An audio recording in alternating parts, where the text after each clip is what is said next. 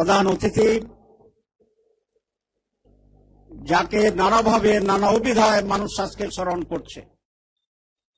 গতকাল বাংলাদেশের শীর্ষ ব্যবসায়ীদের নিয়ে একটা অনুষ্ঠান ছিল। উনি যখন ঢুকছিলেন আমি তার পাশে ছিলাম। অনেক বড় বড় ব্যবসায়ী বলছিলেন আগামী দিনের প্রধানমন্ত্রী। কিছু বলবেন না? সুতরাং তাদের ভাষায় যদি আমি বলি, আল্লাহর ইচ্ছায় ইনশাআল্লাহ আগামী দিনের সম্ভাব্য প্রধানমন্ত্রী তো বলা যায়। আমি বলছিলাম আমাদের দেশনেত্রী মাননীয়া মরহুম খালেদা জিয়া ছিলেন,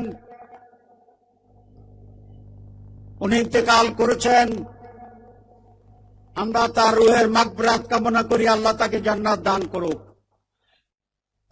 আমার ইচ্ছে হয় আজকের প্রধান অতিথি তিনি হবেন আমাদের দেশনেতা। আজ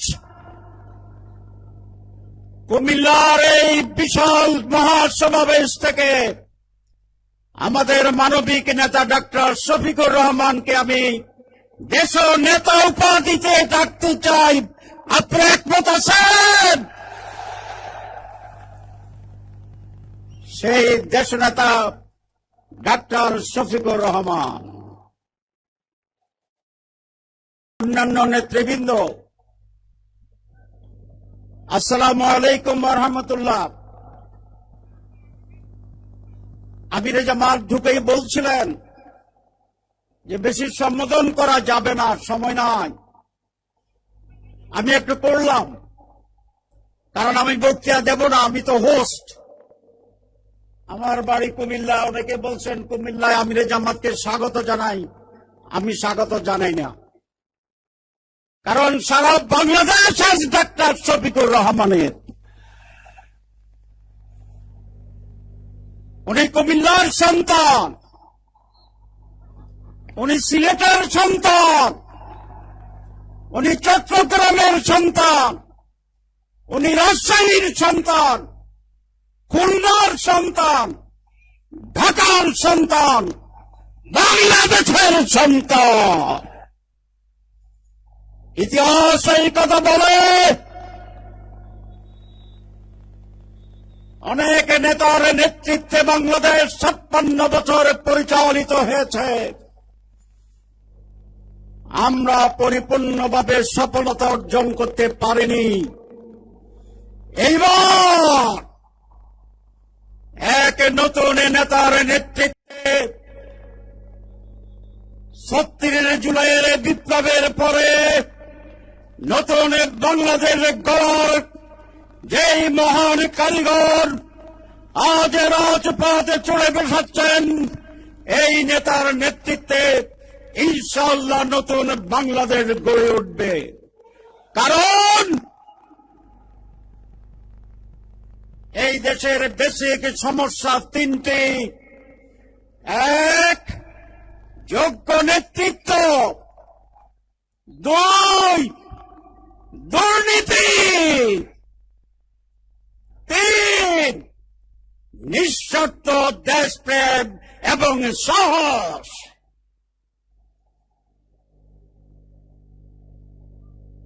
দুর্নীতি দূর হবে ইনশাআল্লাহ এই নেতার নেতৃত্বে। সুতরাং এই নির্বাচন ক্ষমতার পালাবদলের সাধারণ কোন নির্বাচন নয়।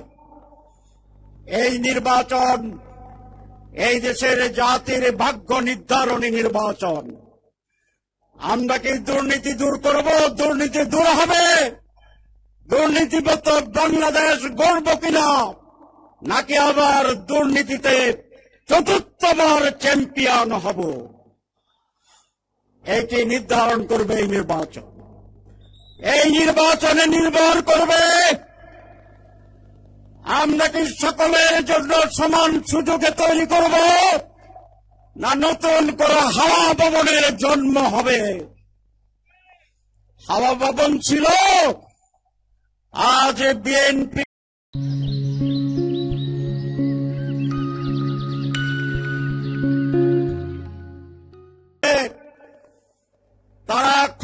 ক্ষমতায় যদি আসে তাহলে হারা ভবন থাকবে কি না? আরো দুটি প্রশ্ন জবাব দিতে হবে, পরিষ্কার করতে হবে। সেই প্রশ্ন আজকে রাজপরা নির্বাচন কাছে আসলে রাখবো। এই নির্বাচন সিদ্ধান্ত নেবে, যেটা আগে বলা হয়েছিল, এই দেশ কি স্বাধীন সার্বভৌম থাকবে না 56 বছরের মতো আংশিক পরাধীন, আংশিক স্বাধীন থাকবে। আমি আর বক্তৃতা দেব না, কারণ বক্তৃতা অনেক আছে, দেওয়ার হবে। আমির জামাত বলবেন। দুটো কথা বলবো কুমিল্লার ব্যাপারে। কুমিল্লাকে বিভাগ করার ব্যাপারে আমাদের দাবি অনেক পুরানো। এই সরকারের সময়ে ন্যাশনাল কনসেনসাস কমিটি যেটা হয়েছে সংস্কারের জন্য, সেখানে দুটা অঞ্চলকে বিভাগ করার ব্যাপারে সিদ্ধান্ত হয়েছে, একটি ফরিদপুর আর একটি কুমিল্লা।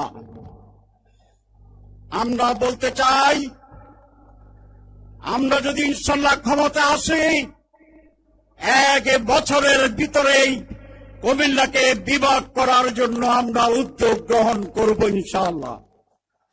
2, আপনাদের আওয়াজ কম হয়েছে কেন? আপনারা কি বিভাগ চান? আপনারা বিভাগ চান? তাহলে দাঁড়ায় হাত তুলতে হবে। মোহতারাম যেমন আপনি দেখুন, বিভাগ ছাড়া আমরা কোনো কিছুই মানি না। আপনারা আবার একবার আলো জ্বালান, আর একবার আলো জ্বালান, লাইট যেটা জ্বালাচ্ছিলেন আপনারা। কুমিল্লা নামে বিভাগ আরো বাকি আছে, এবং এই বিভাগের নাম হবে কুমিল্লা বিভাগ। এই বিভাগের নাম হবে কুমিল্লা বিভাগ। অন্য কোথায় বিভাগ হলে আমাদের কোনো আপত্তি নেই, কিন্তু এইটা কুমিল্লা বিভাগ হবে। আর বিমানবন্দর প্রস্তুত, শুধু সরকারের সিদ্ধান্ত ঘোষণা করা, টাকা পয়সা বেশি খরচ হবে না। এই বিমানবন্দরও চিরেই চালু করার চেষ্টা করা হবে ইনশাআল্লাহ। আপনাদের সবাইকে ধন্যবাদ।